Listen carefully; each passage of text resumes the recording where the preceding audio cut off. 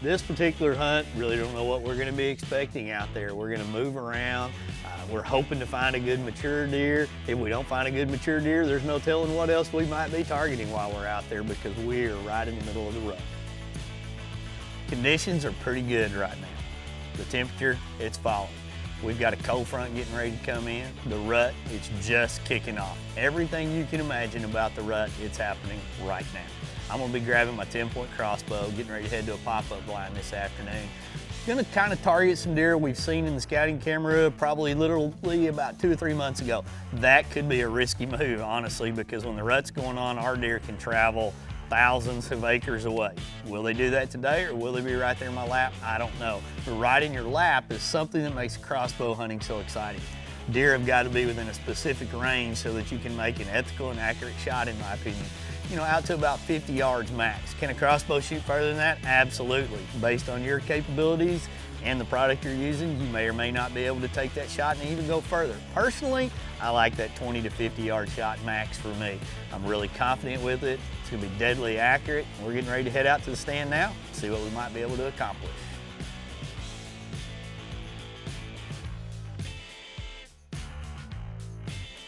Well, Wade is hunting the Sheep Bluff, and this area has produced mature bucks time and time again. But while previous hunters have hunted from the bluff, Wade is set up on the ground floor, hoping to draw a buck in close with his 10-point crossbow. You know, this particular stand location is in an area where the rancher actively works sheep. So there's a lot of sheep in this particular area. You know, and that can be kind of an advantage to me as well, because the rancher's in there a lot, the sheep are moving around, so there's a lot of movement in there. I chose to put it up against a bluff that primarily only the sheep are coming up and down. Now that doesn't mean that whitetail are not going to come up and down that, because we know that they do travel up and down it, but most of the whitetail seem to travel the base along it according to the trails and rubs and scrapes that we're seeing, as well as what we naturally see when we're in that area. So I felt like I had a kind of a good cover behind me. There was an old persimmon tree there that I was able to take this Cabela's 2-person blind and put it up underneath, and then I was able to take a lot of brush that was growing natively in that area on this particular blind and weave it into the windows to kind of allow it to blend in. I probably put the blind up about a week before the actual hunt, and so when it came time and the wind was blowing out the right direction, I had a lot of confidence getting into that stand. Now, whether or not we're going to find a shooter in the rut, that really remains to be seen. You know, strategies for hunting, you know, mature whitetails during the rut, to me, you want to hunt a group of does. You want to find an area where that is definitely going to have some does at it, which means, you know, a couple things. Number one, hunting around a food source, whether it's a man-made food source or whether it's a natural food source. Hunting around water would be another opportunity, you know, having the does come through, getting a drink. Those are places where the bucks are going to obviously spend some time around looking for does. And you're going to find rubs, you're going to find scrapes in all of those areas, because that buck wants to let that doe know that he's in that territory. But one other thing that I like to always keep in mind during that time of the year is I want to find some very, very thick cover near their places where the does are going to be seen at, whether it's feeding or getting something to drink. I believe that does, they really look for a place where they can get isolated, they can get away from all those bucks, because those bucks are running them to death. They're constantly chasing them, they're constantly harassing them. And so if you can find a place where that doe is going to bed and then sneak out to get a quick bite to eat, sooner or later you're going to find a big buck in that area.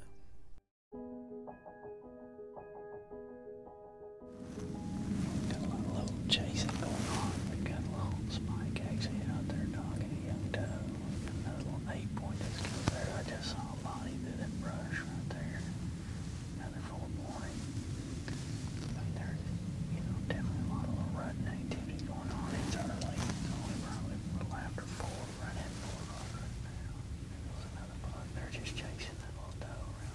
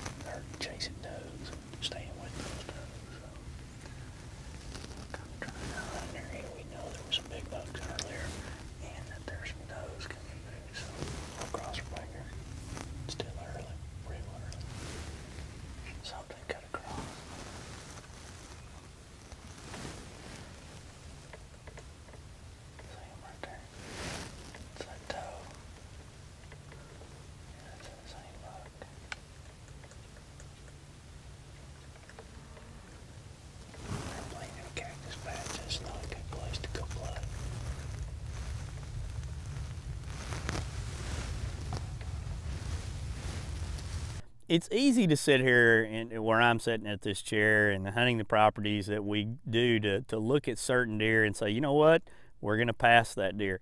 That's a totally different scenario for a lot of people out in the world. If they would have seen that deer in 9 out of 10 places they're hunting, they would harvest them. But this 10 point came in fairly early after we'd been in there, and he kind of took a dominant role initially. There were several does passing the area and several young bucks, and he's running them around, chasing them around, everything. But because of the scouting cameras we'd been running in this area, I knew there were several deer better than him. Now, this is a great deer.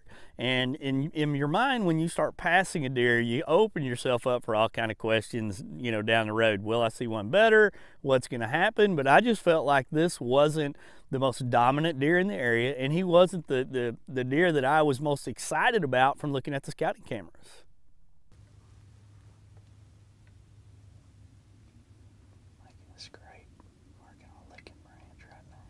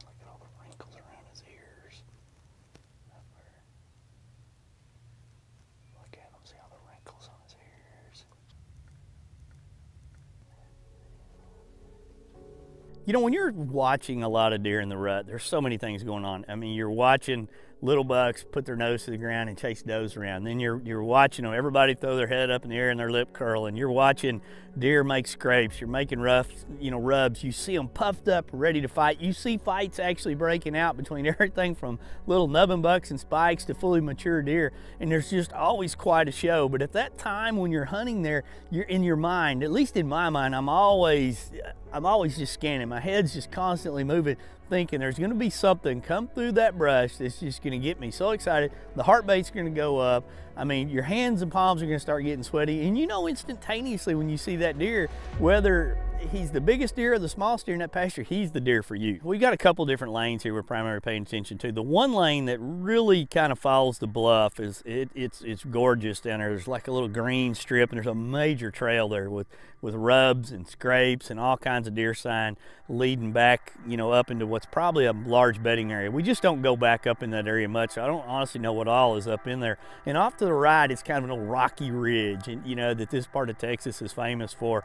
And you know, I'm looking to the left, and all of a sudden, Jeff, I just see that finger. And I've learned through the years, when he starts pointing one direction, I better kind of ease that direction. Something's over there. And I'm looking to the right, and there was no doubt. Immediately when I saw that, we had a mature deer there and a deer that I was going to get excited about possibly taking a shot at.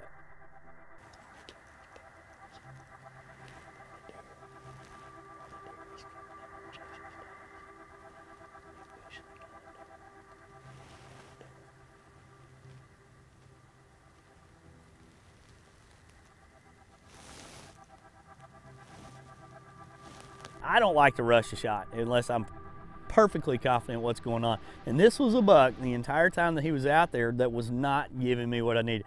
He's running to the left. He's running to the right. At one time, he's attacking a group of spikes out there fighting and throwing one of them up in the air. Anytime a doe got within 10 or 20 yards of this area, he was taking her off in the brush. So, I mean, and this went on for a good 30 minutes to where there was no doubt he was not only the most dominant deer out there, but he was going to be the hardest one to get a shot at. I mean, I had my crossbow up several times out one window, but it was just brush and twigs and trees, or he was just moving.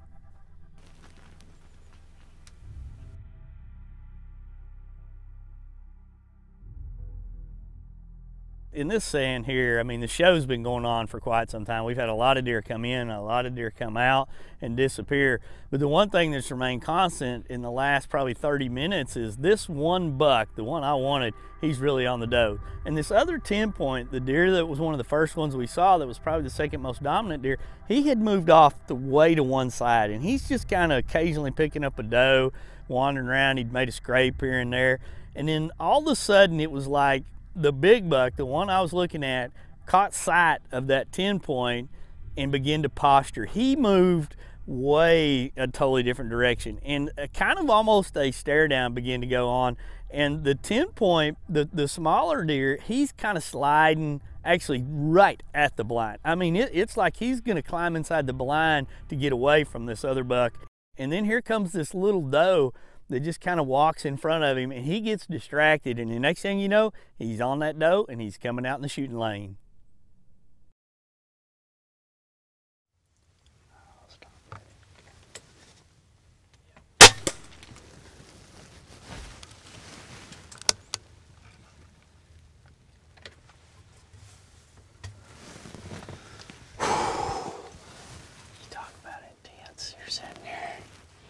Start chasing those does like that. It goes crazy in there. That deer, he came in earlier and he ran does around, and he was bullying everything around.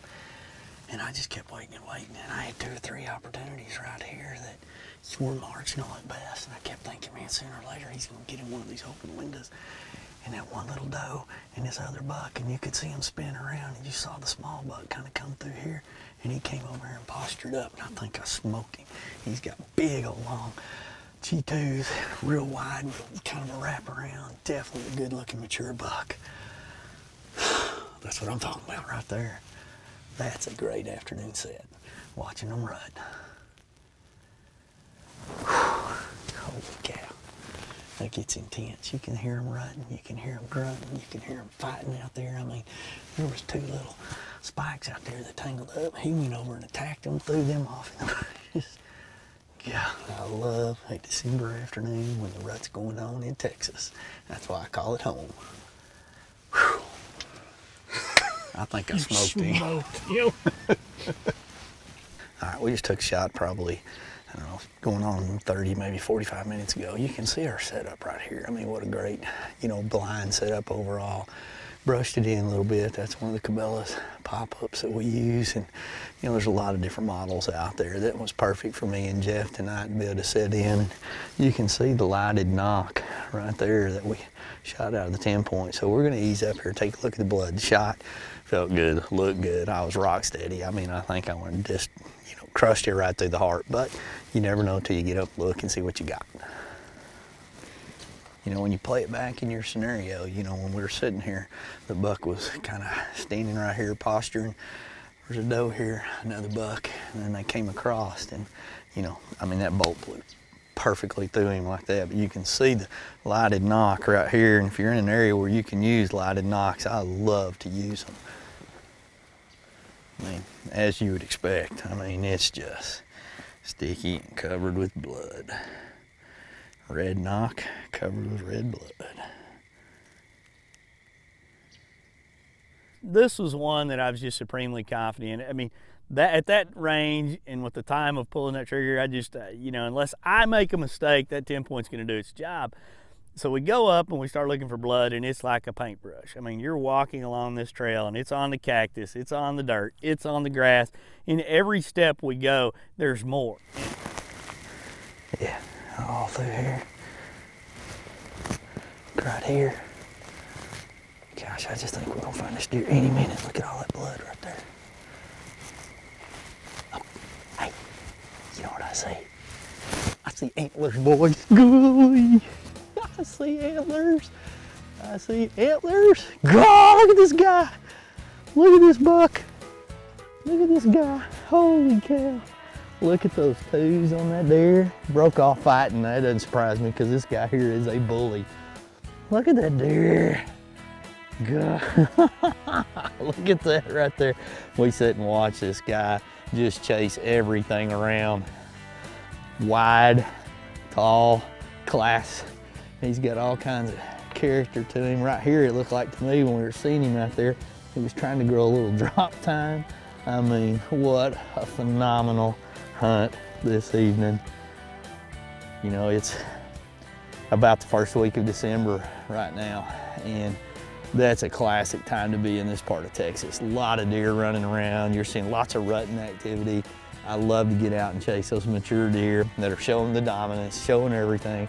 We took the 10 point into the stand tonight, and this is the end result. We had a phenomenal hunt. If you like rutting action, you had to like what you saw today. This was the end result. What a great hunt. I couldn't be happier. Hey, congratulations, Wade, on this 10-point crossbow entry into the Yamaha Whitetail Diaries.